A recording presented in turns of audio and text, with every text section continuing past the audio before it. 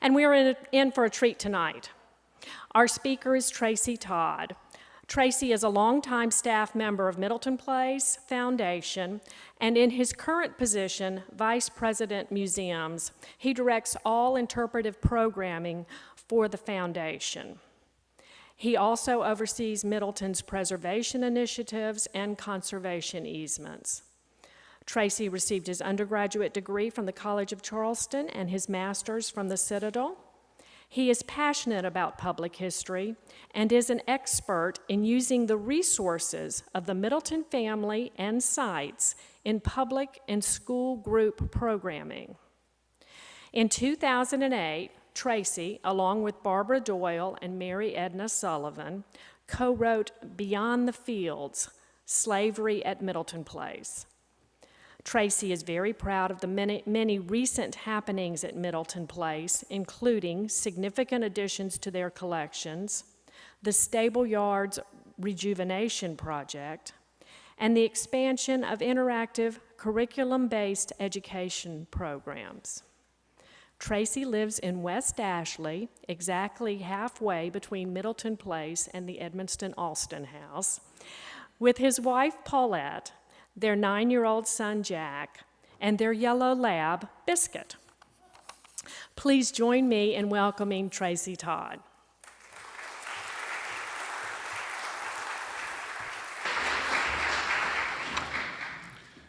Thank you, Faye, and thank you, South Carolina Historical Society, for having me tonight. Also, thanks to First Baptist for hosting the series. And as a member of First Baptist and a good Baptist, I'd like to personally invite you all, each and every one of you, to join me here on Sunday morning at 11 o'clock. I'll be sitting over here where Walker McGinnis is sitting right now. Tonight we're going to talk about Henry Middleton, and I'm going to try to tell the story of this important man. I've got a little sinus infection, so you'll have to excuse me from time to time. I'm trying to tell the story of this important founding father who I'm not going to say is a forgotten founding father because that's a little bit too cliche-ish, but he's someone that is oftentimes skipped over and oftentimes mentioned, but there's not a lot of meat on the bones. So you don't really have a chance to learn about Henry Middleton. So I'd like to take the opportunity tonight to try to flesh him out a bit for you. And give you a personal side of this important man who was the second president of the First Continental Congress. He followed Peyton Randolph. He was the president for the last 4 days of that Congress. And as in keeping with the South Carolina First, he was the first South Carolinian to lead our nation, to lead a governing body of our nation. So that's what we plan to do tonight. And I think the reason why historians sometimes sort of maybe gloss over Henry Middleton a little bit is because his papers are so rare. In fact, of all the presidents of the Continental Congress, there's 14 of those presidents before George Washington. His papers that remain today are the rarest of all those. So it's very hard to get to know Henry Middleton. Interestingly enough, his son was a signer of the Declaration of Independence, and of all the signers, his son Arthur is has the third rarest paper. So it's hard to get to know him also. So we're going to try to do that tonight. Before we get into Henry Middleton, I want to kind of illustrate that his service, his public service for South Carolina, and that culminated in the Continental Congress, was not something unusual for his family. He actually came from a long line of public servants. And I want to take us back a bit into the 1600s, into the mid-1600s. His great-grandfather was also named Henry. He was known as Colonel Henry or Henry of Twickenham, and he lives in London, England. He was a very interesting man. He had a royal appointment from Charles I as a keeper of garden gates at Whitehall, and he received an annual salary for that. He was also the carrier of the mace, the sergeant of arms. He carried the mace in Parliament under Charles I. And also, he must have been very pragmatic because he was able to do that also during Cromwell. as well. Interesting man. Property owner in Little Chelsea, had a large family, and his daughters married well. And he had two sons. He had two sons of note that I want to mention, and they were Arthur and Edward Middleton, who in the 1670s left England to make their fortune and make their way in life. And they went to Barbados in the 1670s and spent 3 or 4 years there. And their time there, we've been doing quite a bit of studying recently and learning about that. But they were not able to gain any traction there in Barbados, and they were early immigrants to South Carolina. Edward came here in 1678, and his brother in 1679. They both received large tracts of land. This is an early map of Carolina, and you can see the two Middletons there. They're on both sides of Goose Creek, originally called Yeaman's Creek. Sarah was the wife of Edward, and the Middleton on the other side there would be Arthur. They both received land grants there in the late 1670s. They were both deputies of the Lord Proprietor, so they were involved in the political leadership in that day. They both, as I said, received these land grants. Only one had a son. Thank goodness he did. Edward had a son, and they both died in 1685. Well, that son that Edward had, his name was Arthur, and he continues the Middleton family in South Carolina. And he was born in 1681 at the Oaks. As a young child, actually went to England for his education, came back, married in 1707. He eventually had 3 sons, and we're going to get into those 3 sons very much right now in a minute. But he became the speaker of the 1719 convention that overthrew the Lord Proprietors, and he was an acting royal governor between 1725 and 1730. So this brings us up to Henry now. This was Henry's father. And so this long line of political leadership and public service was established long before Henry. Everybody at Middleton Place would be very proud of me right now, because normally I take a lot longer to talk about those early Middletons. I condensed that for you tonight, but if I can get a passing grade, maybe Faye will invite me to come back another time and talk about those early Middletons and coming through Barbados. But that Arthur Middleton, who was the acting royal governor between 1725 and 1730, he had 3 sons at the Oaks. William, our own Henry that we're speaking about tonight, and Thomas. This is a theist portrait, a Jeremiah theist portrait of Henry Middleton. And it's the earliest known image of Henry Middleton. This would be Henry when he's a young man, probably in his early 20s. It's undated, so we're not sure, but probably in his early 20s. And we don't really know a lot about Henry Middleton's early life. As I said, he was born at the Oaks. He had an older brother, William, who was 7 years older than Henry. And that older brother went to England for his formal education, leaving Henry and another brother, Thomas, behind. So Henry probably felt like he was the older brother for quite a while. And when Henry's 5 years old, his mother dies. His father remarries fairly quickly to a lady named Sarah Wilkinson Morton, and this lady becomes Henry's stepfather and stepmother and mother figure for most of the rest of his life. And we don't know much more about that period, but in 1729, Henry Middleton's older brother William returns from England, and his father, Arthur, immediately recognizes he needs to set out on his own life. So he purchases an adjacent property that was named Crowfield in Goose Creek.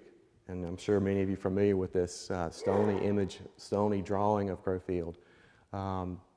This property was developed by Henry Middleton's older brother William in the 1730s. You can see the house and the 2 flanking buildings and the formal gardens. Now in 1737, Henry Middleton's father dies, and Henry inherits the Oaks and about 5,000 acres of property the accompanying slaves, becomes quite a wealthy man at that time. But his stepmother continues to live at the Oaks, and he lives there with her until he marries in 1741. When he marries a lady named Mary Williams. She was the son of John Williams, who owned property on the Ashley River, about 500 acres of land on a very high bluff on the Ashley River was part of her dowry. On that piece of land was a 3-story brick house that had been built over 30 years before their marriage in the very early 18th century.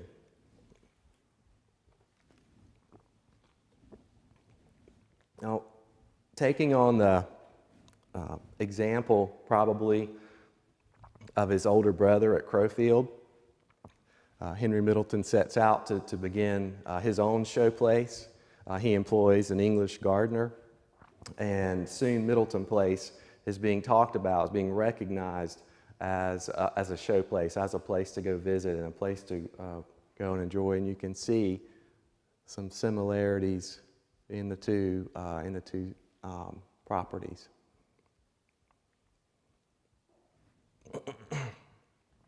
Now, Henry Middleton, shortly after marriage and moving to the Ashley River, we know he moved to the Ashley River very early on because he gets involved in politics. He becomes a member of the Colonial Assembly for the first time, and he's a representative from St. George, which is the parish on the Ashley River where Middleton Place is located. He didn't own any other property, so we know that they were established there by 1742. So he's establishing his political career. His family starts also. His firstborn son, Arthur, is born in 1742. And his life really starts to really take off. This beautiful tankard, it's in the Middleton Place Foundation collections, was made in 1743. And it's believed that perhaps he had this commissioned in honor or celebration of his firstborn son. It has the Middleton family crest there. So during the 1740s, he's re-elected to the Colonial Assembly. He's elected Speaker of the House, which is the leader of that assembly. And kind of on an interesting note, also his fortune starts to blossom even more. He purchases a 25-ton schooner, and he names it the Charming Molly. And his wife, Mary Williams, her nickname was Molly. I think that's interesting. He's honoring his wife there with the Charming Molly. Now, this was a vessel that could easily sail down the Ashley River, not just to Charleston and unload, but it could sail out of the harbor. It could sail out into the ocean and go around and connect Middleton properties that were on the Combahee River that he owned. And it could also go down and connect properties on the Savannah River that he owned. He was becoming a very large property owner with properties all over the coast in South Carolina and Georgia, and also in the interior. He joins the Charleston Library Society in 1749. An interesting thing happens for his family in 1753. His older brother William at Crowfield realizes or is told that he is inheriting the Middleton property in England. And he soon begins to set his affairs straight in Carolina so that he can make his move to England and assume the mantle there, assume ownership of a country estate there called Crowfield in Suffolk, England. And by 1754, he is ready to make that move. And also at this time, Henry's oldest son, Arthur, becomes 12 years old, Henry decides this is a perfect time to send him to England to begin his formal education. So you can imagine this Uncle William and nephew Arthur Middleton, the future signer of the Declaration of Independence, sailing out of Charleston Harbor together. William never to return to Carolina, and Arthur to be there until he turned 21 years old. I love to think about those family scenarios like that. Now, interestingly enough, William, he sold Crowfield because it really wasn't, it was a showplace. It wasn't a revenue-producing plantation, but he had several other properties that he did not sell.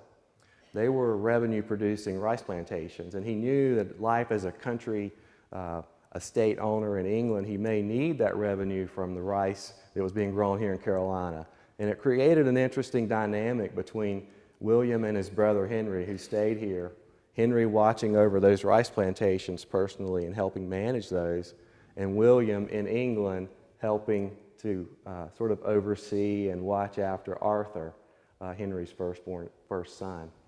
Continued a very close relationship as a family. At the same year, Henry's become a vestryman and a member of St. George, Dorchester, St. George Church at Dorchester, and he makes a gift of this alms basin to that church. It was made by Alexander Petrie, a very well-known and cherished silversmith here in Charleston. And at the same time, just 1 year later, 1755, Henry Middleton adds 2 buildings on either side of that residence that was part of his wife's dowry. You see the main house there in the center, built probably around 1705. By the time they move in it in 1741, it's at least 30 or 35 years old. In 1755, he has began and probably executed the garden plan at Middleton Place, and these 2 buildings that are flanking either side of the main house are part of that plan. They fit right into the grand landscaping scheme there at Middleton Place. And certainly his family has grown, his business interest and political involvement has grown, so he's having people come to visit. He needs more space.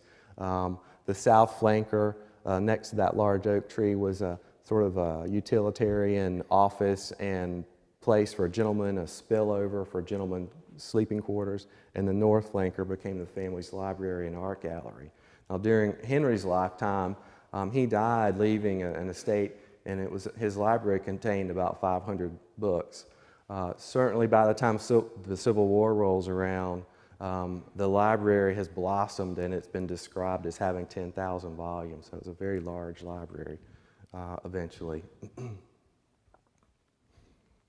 Now also in 1755, all this is going on in 1755, he becomes a member of the Royal Council. He leaves the Assembly, he leaves the lower house of colonial government and takes a position on the High Council, the Royal Council, that's really the voice of the King, which means he has really arrived in 1755. Now, about 6 years later, his wife Mary dies, 1761. He definitely loved her very much. They had 12 children together. 7 of those made it to adulthood. And when she died, their youngest was only 1 year old. So he needed a wife. He needed help to manage that. So he immediately remarries Maria Henrietta Bull, who is a sister of the Lieutenant Governor, William Bull Jr., which is interesting, that power dynamic. They become brother-in-law, but yet, we'll talk about in just a minute, they're really on opposite sides much of the time. A couple years later, in 1763, Christmas Eve, Arthur returns home. He's now 21. He returns home to Middleton Place. And much like when Henry's father, Arthur, established Crowfield for William, that son who came home from England, Henry did the same thing. He knew that his son needed a place. It was time for him. He's 21. He would shortly get married after getting home. And so Henry decides to leave Middleton Place, let Arthur have it. And he purchases a place on the Cooper River called the Retreat, which is where the old Navy base is now, and spends a brief time there, relinquishing Middleton Place to Arthur. Arthur soon marries Mary Izzard, as you see in this family portrait. They go to England and have this portrait done about 1771. not long after Henry goes to the retreat on the Cooper River, his stepmother passes away, and that opens up him to move back to the place that he probably really always wanted to live anyway, the Oaks. It was where he was born. It was his ancestral home place. So he has a very brief time living at the retreat, and he moves back to the Oaks in 1765. And this is also a time where we start to see Henry Middleton break away from his members of the Royal Council. The Stamp Act crisis happens in 1751. This is when Parliament passed an act that all papers had to have an official stamp, all documents had to have an official stamp. It led to a serious crisis here. It led to the closing of the port. And during that crisis, Henry Middleton was the only member of the Royal Council to vote to open the port without stamps. So he's going against his brother-in-law and the other members of the Royal Council on the side of South Carolina. And it's a pattern that starts here and continues for the rest of his life. Later, the Townsend duties are passed, another very unpopular parliamentary scheme. Henry is the only member of the Royal Council that signs a non-importation association, which was to boycott British goods. He publicly supported that, signed it. He was the only member of the Royal Council. So again, he's siding with South Carolina again.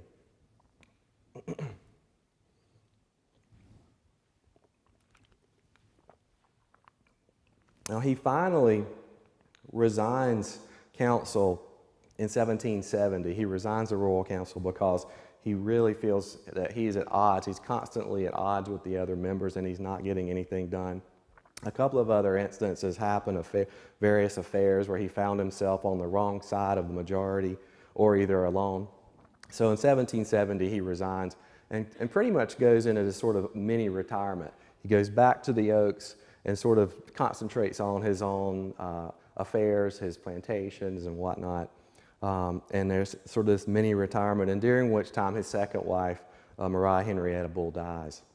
By this time, all of his children are older, so he really doesn't need to immediately remarry, and he doesn't for a while longer. Right in the middle of this, the Tea Act is passed. Of course, the Tea Act was stated that that the East India Company had a monopoly on tea, and we know how that enraged everyone. We know what happened up in Boston, the Boston Tea Party. It raged up and down the seaboard. In Charleston, 257 chests of tea were taken aboard from the ship London and thrown into the harbor.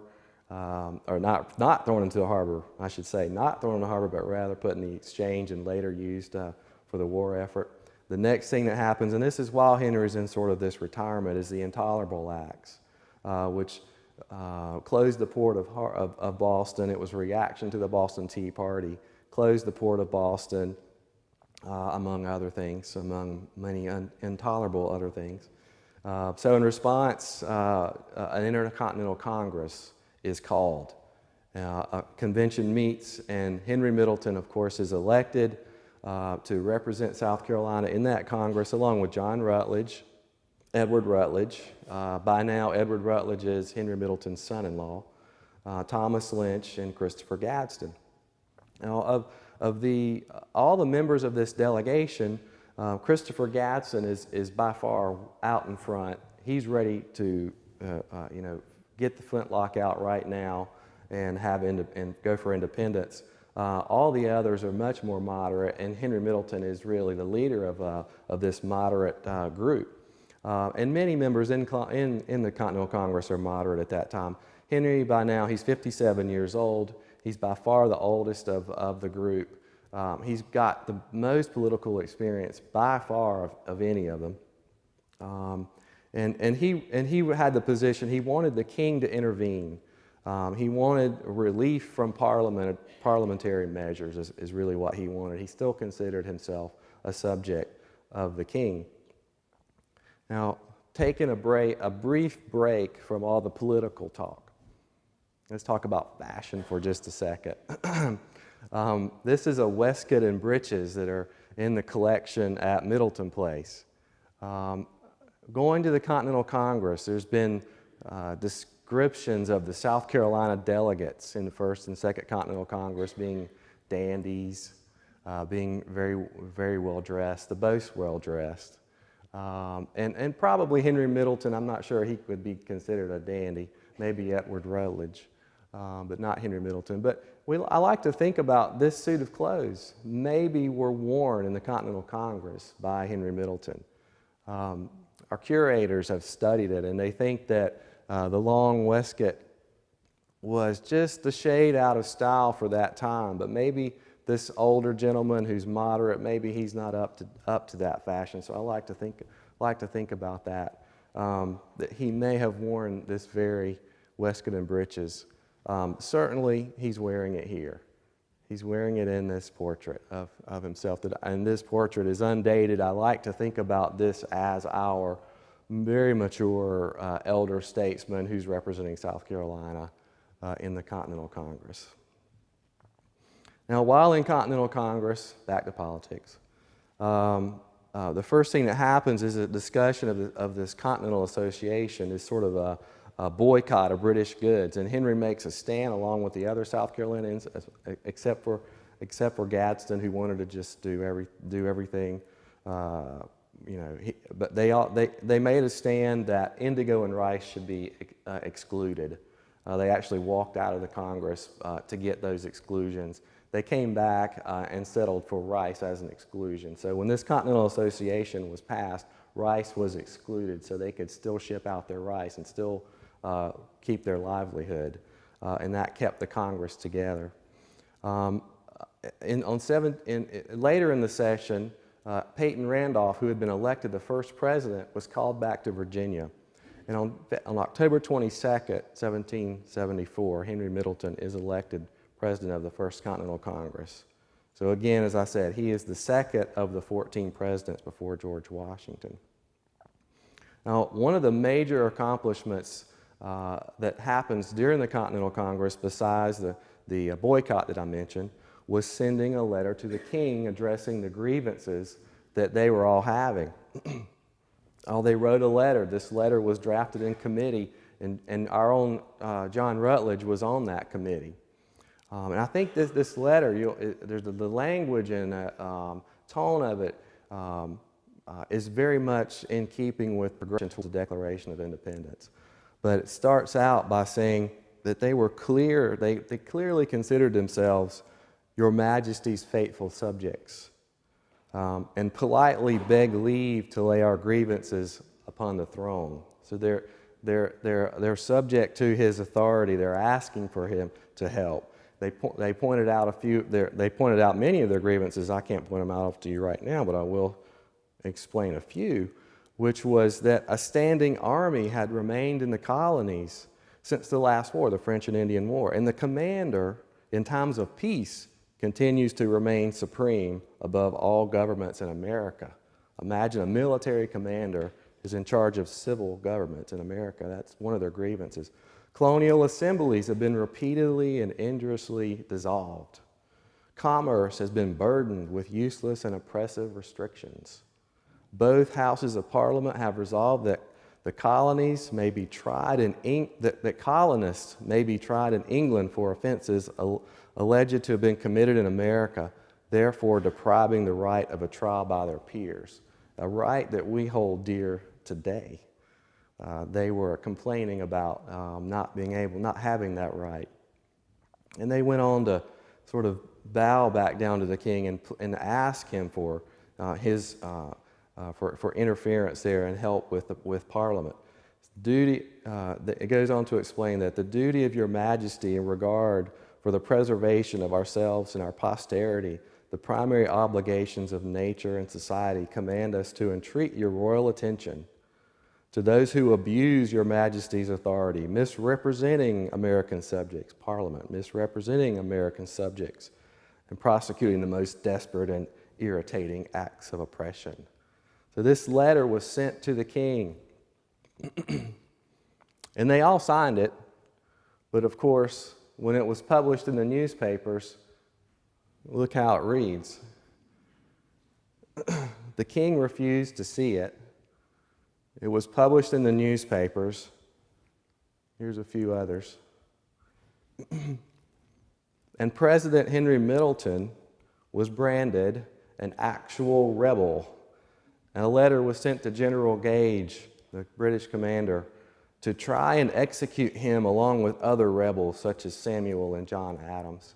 So he's linked in with these revolutionaries, and if they could get hold of him, as the letter said, he could be tried and executed. So this is what Henry received. And it's interesting that he received this even though he's still consistently saying that he is a loyal subject of the king. In 1775, an interesting thing about that First Continental Congress, it also said that if we don't have a redress from these grievances, we'll meet again. So in 1775, they met again. Henry Middleton went back to the Continental Congress. This time, they're moving closer to independence. They elect George Washington to be their commander. Henry Middleton supports creating 4 regiments to defend South Carolina and Georgia. But they also tried to reconcile one more time with an olive branch petition that was equally unsuccessful. Now, in 1775, also, on a personal note for Henry, his brother William dies in England. And I didn't mention this earlier, but his brother Thomas, his younger brother Thomas, also had passed away in 1766. So this left Henry the head of the Middleton family. He was the head of not only his large family with his sons and daughters and their families, but also his brothers and his nieces and nephews. And I think that's very important for Henry. He took on this mantle for the rest of his life, and I think he took it very seriously. From the few letters that exist, he was a loving, devoted father and very interested in his family and their well-being, and not just his own, but his nieces and nephews. In 1776, he's in failing health and declines to go back to the Continental Congress, and this is when his son Arthur goes with Edward Rutledge and Thomas Lynch Jr., and they sign the Declaration of Independence. Also in that year, he does marry again. For the last time, he marries a lady named Lady Mary Mackenzie, who's the daughter of the deceased Earl of Cromarty. Another family note that happens very soon after that, in 1777, he writes a letter of introduction to George Washington, which I find fascinating.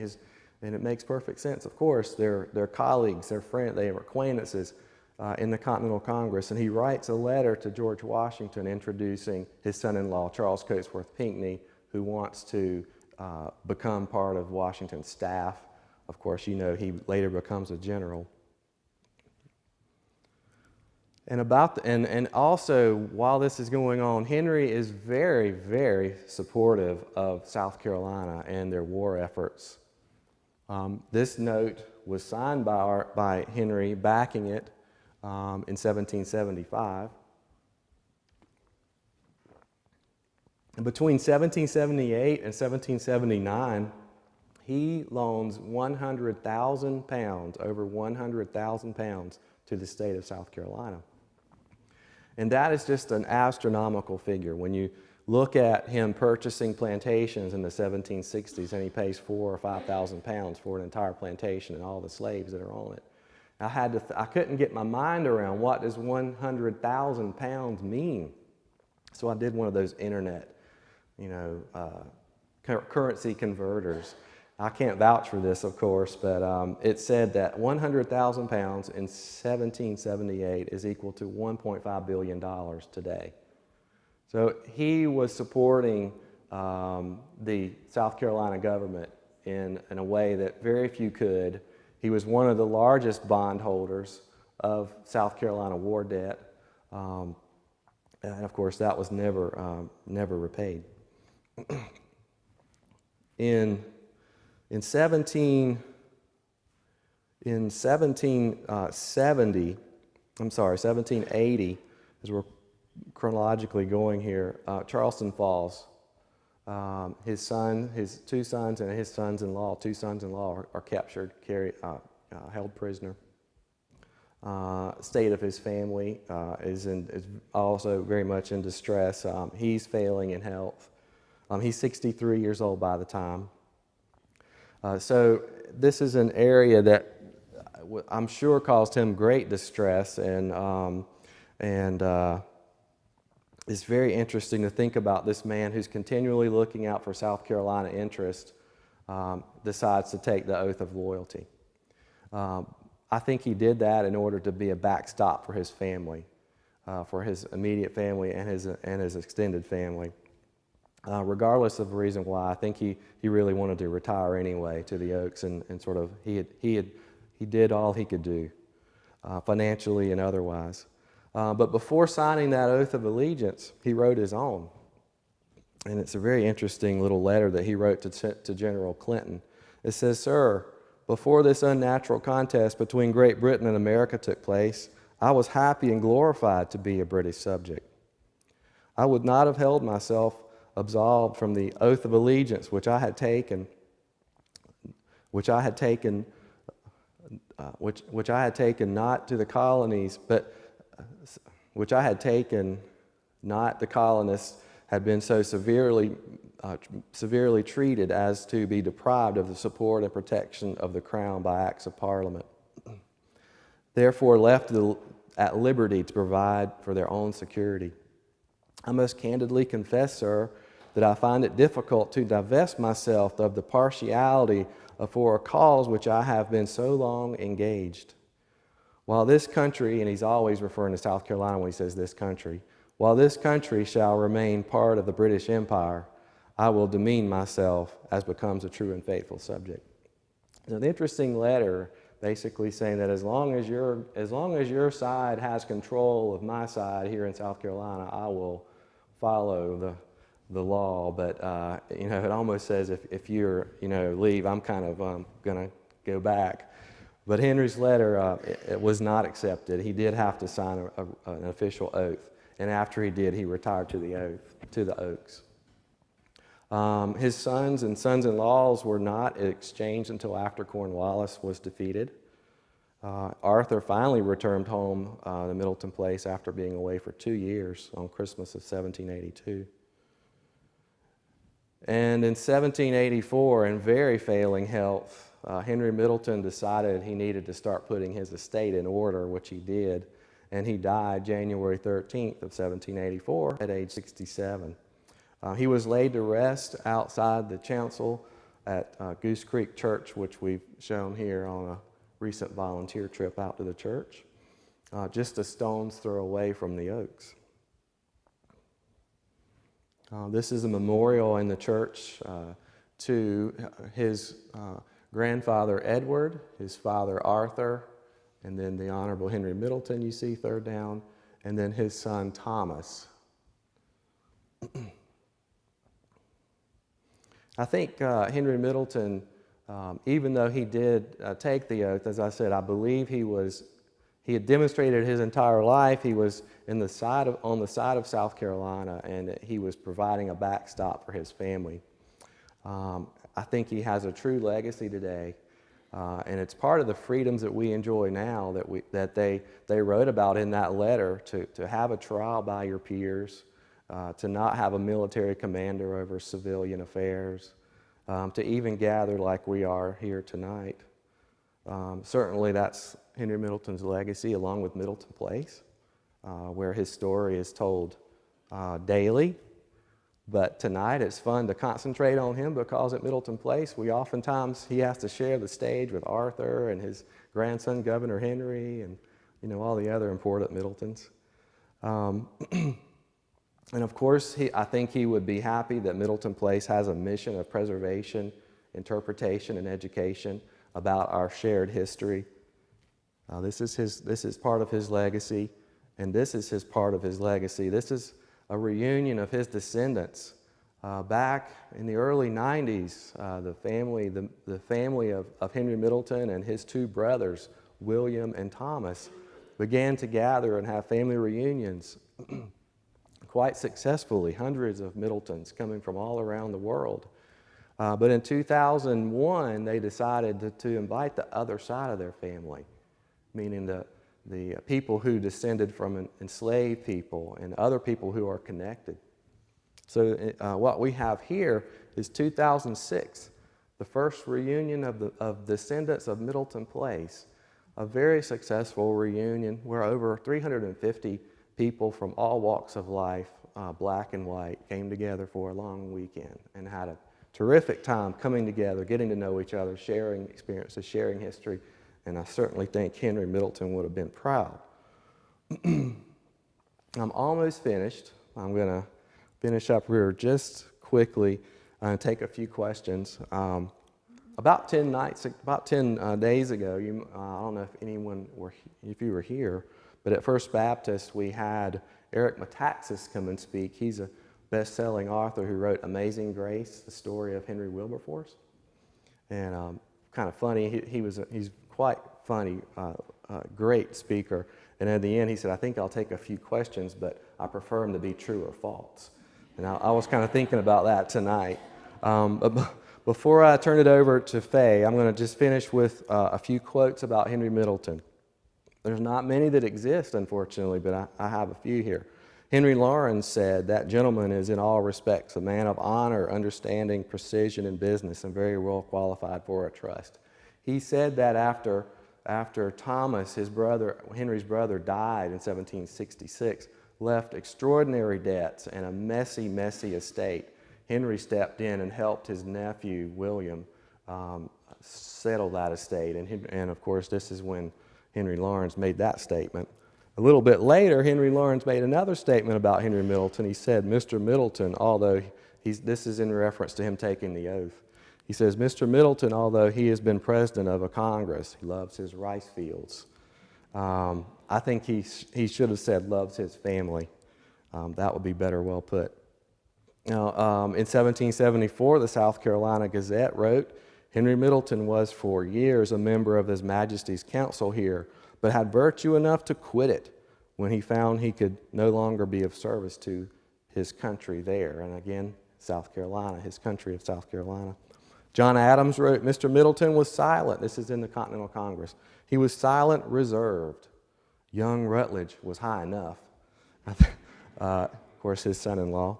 Silas Deane, he appears very modest and has said very little, but is in high esteem. John Hancock said, he is a first character and fortune of Carolina. Now, in 1775, as revolutionary fervor is all over South Carolina, and we know Arthur Middleton was pretty radical and out there, Arthur wrote in a letter to William Henry Drayton, but he let William Henry Drayton know that his father approved. He said, I have a letter from my father. He thinks matters have been well conducted and approves much of our counsel of safety. As to the powers, men, he confides, I hope they will temper zeal with moderation. And I think that really sums Henry Middleton's life, tempering zeal with moderation. And finally, the last quote I want to read to you is from a letter that Henry is writing to his nephew in England. This is after his brother William has passed away. It's in 1781. Cornwallis has been defeated, so things are starting to happen, and the end may be coming near. His nephew wrote him and said, is independence still a must? Can there be another resolution to this besides independence? And Henry writes, he says, the injuries the Americans have received from Great Britain are so very great, and they have been so cruelly and inhumanely treated, a cordial reconciliation can never take place, and nothing short of independence will satisfy them. Again, Henry Middleton, I think he was always on the side of South Carolina. He always viewed South Carolina as his country. And of course, we have to remember that he died 4 years before his son-in-law, Charles Coatsworth Pinckney, and his nephew-in-law, Pierce Butler, signed the Constitution of the United States. Thank you.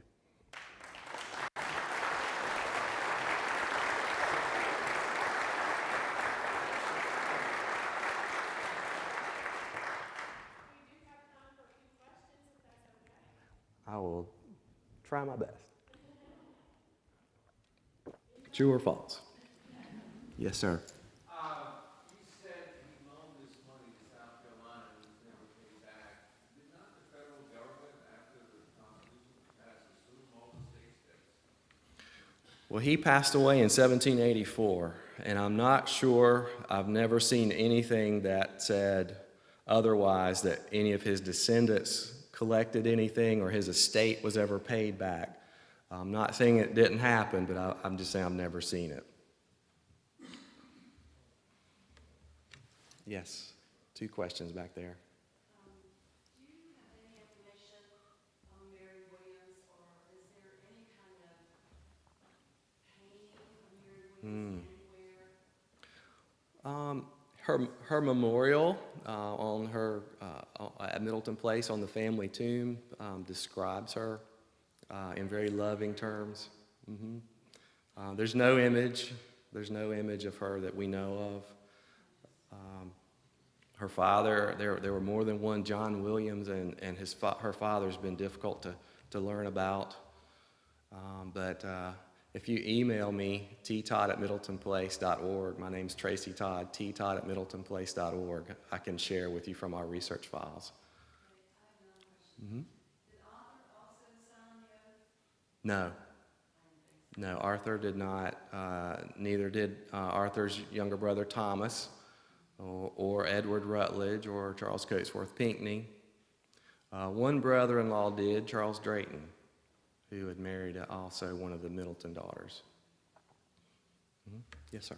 Did Henry have any involvement in the EA House? No, the EA House was built later, 1825.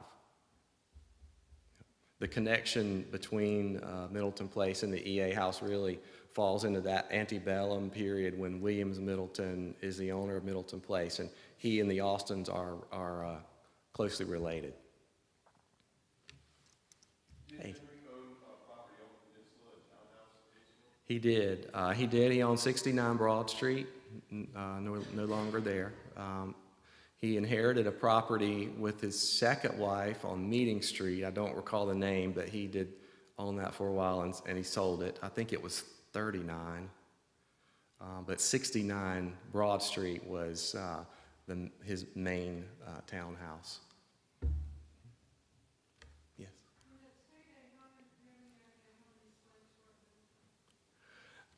It's hard. At any given time, there were perhaps 100 slaves living at Middleton Place. Across the road in a property they called Horse Savannah. And if you consider Horse Savannah and Middleton Place together as one property, there were inland rice fields there.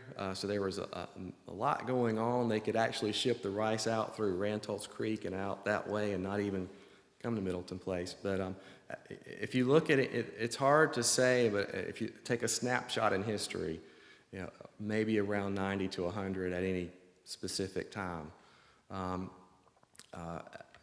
Henry Middleton owned upwards of about 800 enslaved people throughout his lifetime and about 50,000 acres of land. It's amazing to look at the 1740s and 50s and all the purchasing of property all around the state that he was doing.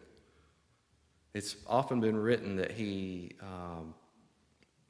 benefited quite a lot from his marriages, and to a certain extent he did, especially when he married Mary Williams, that 500 acres that became Middleton Place.